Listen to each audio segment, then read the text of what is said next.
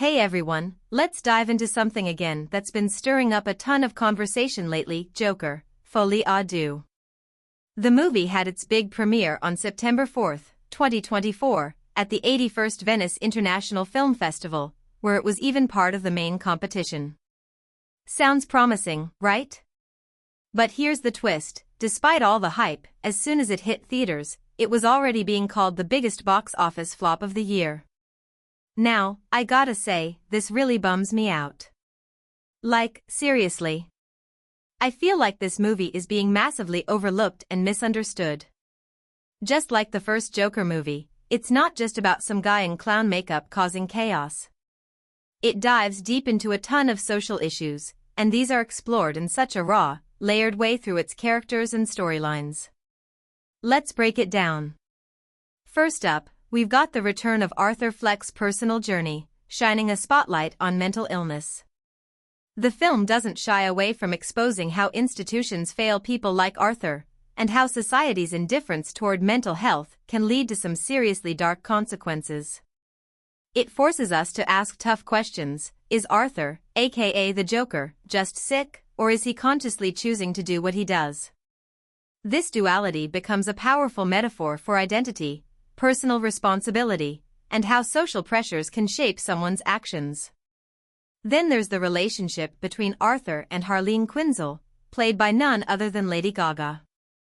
It's not your typical love story, it's toxic, destructive, and a masterclass in how unhealthy dynamics can flourish under the wrong conditions. This storyline adds even more layers of darkness to the characters and their motivations. The movie also paints a bleak picture of society, highlighting systemic injustices and social divisions that spiral into violence and chaos. And the way it's told? Totally unique. It blends courtroom drama with a musical format, using its soundtrack to add this almost surreal, meta-level commentary. It's like the film is holding up a mirror to our fascination with violence and chaos, making us question why we're so drawn to it. But here's where I get a little analytical. Let's talk about the title, Folie à Deux. Sure, it sounds cool and French, but is it actually accurate from a psychiatric perspective? So, is the title just a fancy label, or does it actually fit what's happening between the characters? That's something I think we really need to dig into. Alright, let's talk about shared psychosis, or what's technically called Folie à Deux. It's basically a situation where one person with delusions, let's call them the primary, ends up pulling someone else into their world of distorted beliefs. The second person, the secondary, doesn't start out with any mental illness, but through a close emotional bond or living situation, they adopt the delusions of the primary person as if they were their own. Now, here's the kicker, this isn't just blindly agreeing with someone who's a bit out there. The secondary person fully believes in these delusions, sometimes even building on them. But here's some good news. If you separate the two, the secondary person can often snap back to reality, while the primary person might need more intense treatment for their underlying condition, usually schizophrenia or some other psychotic disorder. The content of these delusions usually ties back to their shared experiences, fears, or hopes. We're talking things like paranoia, believing someone's out to get them, or delusions of grandeur. While hallucinations are rare, it's not impossible. Sometimes the secondary person doesn't really see or hear things, but just goes along with what the primary claims, either as verbal confirmation or by reinterpreting things around them in line with the delusion. What's fascinating, and kind of eerie, is that this dynamic can occasionally involve more than two people, though that's super rare. Typically, this happens in very tight-knit relationships, think siblings, spouses, or even a parent and child, and often in situations where the pair is isolated, whether culturally, geographically, or socially. Studies show this condition is extremely rare, and we don't have solid numbers on how often it occurs. However, women seem to be overrepresented on both sides, both as the person inducing the delusion and as the one being influenced. The secondary person is often more submissive, dependent, or even intellectually limited compared to the primary, which can make them more vulnerable to being drawn into this shared psychotic space. Diagnosing this is tricky because you've got to rule out all sorts of other conditions, schizophrenia, delusional disorders, or even shared substance use. There's also the possibility that someone might fake psychotic symptoms, so that's got to be considered too. As for treatment, the main priority is breaking the cycle, separating the two individuals. For the primary, antipsychotic medication is usually necessary to address the root of their delusions. For the secondary, just being apart from the primary is often enough to bring them back to normal. Therapy can help them both, but there's no one-size-fits-all solution. Controlled studies are pretty much non-existent, so this is still kind of uncharted territory. In summary, it's a rare, fascinating condition that highlights just how powerful and complex our social and psychological connections can be. Before we can even ask if the concept of folie à deux applies here, we've got to figure out who's playing what role. Who's the inducer and who's the induced? And honestly, I think it's pretty clear-cut. If we go by the classic portrayal of the Joker in the Batman universe, it's usually Joker who's the primary psychotic, he's the inducer. His delusions, his warped sense of reality, and his identity as the Joker dominate and manipulate Harley Quinn. She's emotionally dependent on him, and she basically erases her own identity to buy into this shared delusion, their so-called love. That's textbook induced behavior. But in Todd Phillips' version? Total role reversal. Lee takes on the role of the inducer, and Arthur becomes the induced. Here's why. From the very beginning, Lee is the one actively pulling Arthur into her world. She makes the first move by catching his attention with that provocative gunshot gesture to the head. It's like she's signaling, "Hey, I see you. Come closer." From there, she's the one steering their relationship into a romantic direction, drawing Arthur in emotionally. And yeah, it's manipulative as hell. She acts like she loves him, but let's be real, it seems like she's using him for her own agenda. Arthur, meanwhile, falls deeper and deeper into her orbit. He becomes emotionally dependent on her, like her presence gives him stability, and when she's not there, it all falls apart. Remember that stairwell scene where she pushes him away? Arthur's confusion and pain in that moment scream induced. He doesn't question her motives, even when other characters, like his lawyer, warn him she's playing him. He's just lost in her influence. Lee doesn't stop there, though. She plays the victim card, spinning this tragic backstory about her dead dad, which later turns out to be a lie. By doing this, she builds Arthur's trust and pulls on his sympathy, locking him in even further. Then there's that wild TV appearance where she declares her love for Arthur/Joker. It's clear she's controlling the narrative, using their relationship to serve her own story while Arthur's just along for the ride. And here's the kicker, Lee doesn't just validate Arthur's transformation into the Joker, she blurs the line between his reality and delusion. She feeds into his idea that he's this misunderstood genius and subtly encourages his Joker persona. But when it's no longer convenient for her, she pulls the rug out. By the end, she tells him straight up that she loves Joker, not Arthur. That's the moment she ends her role as the inducer. And Arthur? He's left shattered, emotionally wrecked, and more broken than ever. Through their relationship, Arthur's identity conflict, the struggle between Arthur Fleck and the Joker, hits a breaking point. Lee's constant reinforcement of the Joker persona completely undermines Arthur's original sense of self. His need for her approval becomes his undoing. And when she rejects him, it sends him into a full-blown psychological spiral.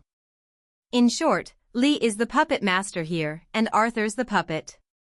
She plays the inducer, manipulating and reshaping Arthur's reality, while he becomes the induced, losing himself in her influence. It's a toxic, tragic mess, but man, does it make for one heck of a psychological deep dive. Alright, let's get into why folie à deux shared psychosis actually seems like a solid diagnosis for what's going on between Arthur and Lee. Here's the breakdown. First off, Arthur and Lee's relationship is super intense, emotionally charged, and completely warped by delusions.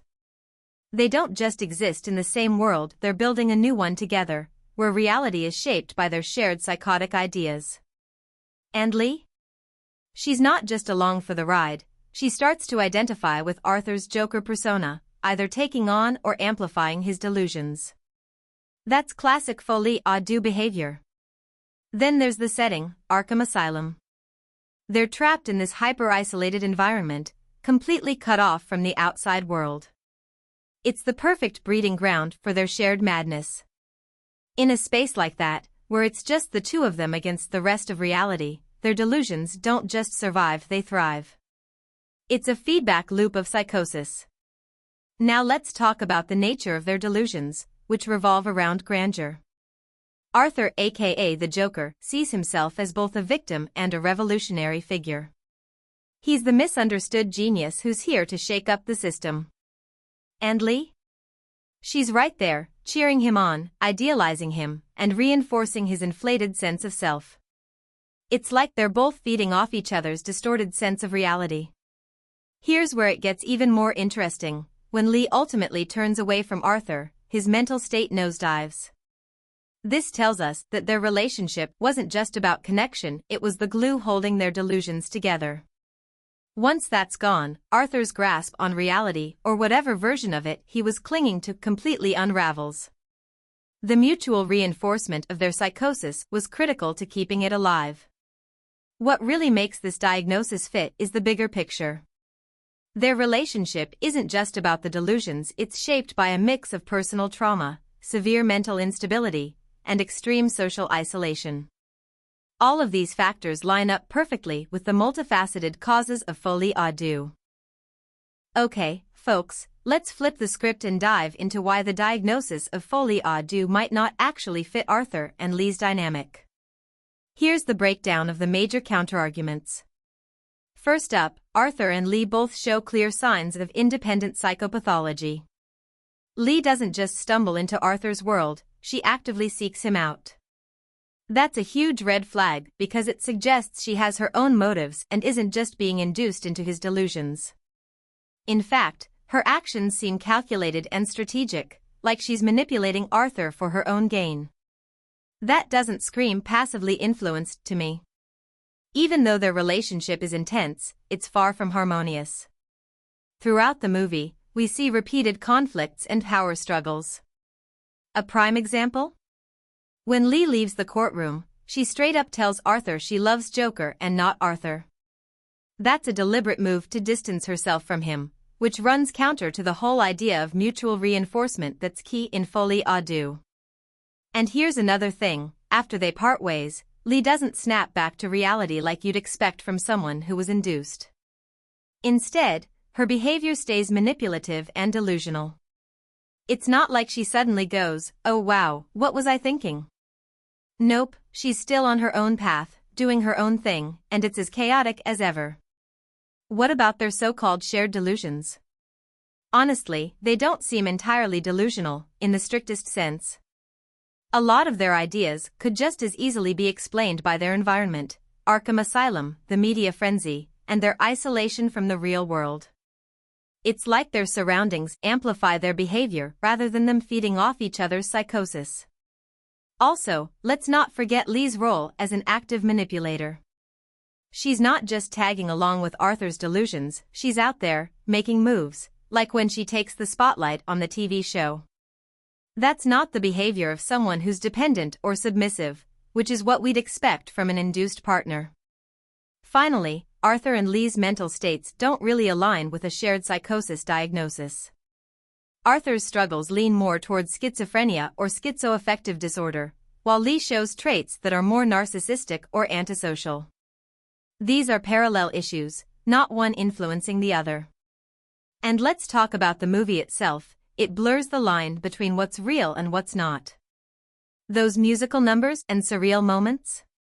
They make it hard to tell if we're watching a genuine shared delusion or just a stylistic choice to dramatize the story.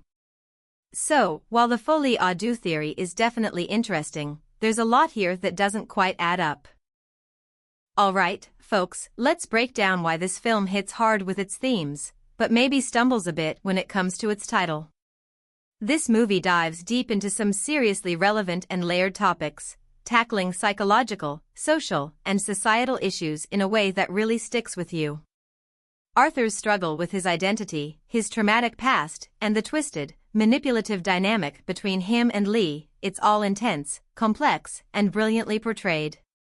What really stands out is how the film explores mental illness, power dynamics in relationships, and how society views crime. The isolation of the characters and their dependence on each other create this psychological depth that pulls you into Arthur and Lee's world, a world full of ambiguity and chaos. But here's the thing, the title Folie à Deux doesn't feel like the perfect fit. That term refers to a specific psychological disorder where one person adopts the delusions of another, usually in a tightly knit relationship. What we see in their relationship isn't a textbook shared psychosis, but more of a complex mix of manipulation, dependency, and their individual psychological struggles. It's messy, layered, and fascinating, but it's not quite folie à deux in the clinical sense. The title seems to suggest a straightforward psychiatric diagnosis, but that doesn't fully match the psychological dynamics we see play out in the film. Honestly, a different title that focuses more on themes like identity, manipulation, or societal isolation might have done a better job reflecting the film's multidimensional story.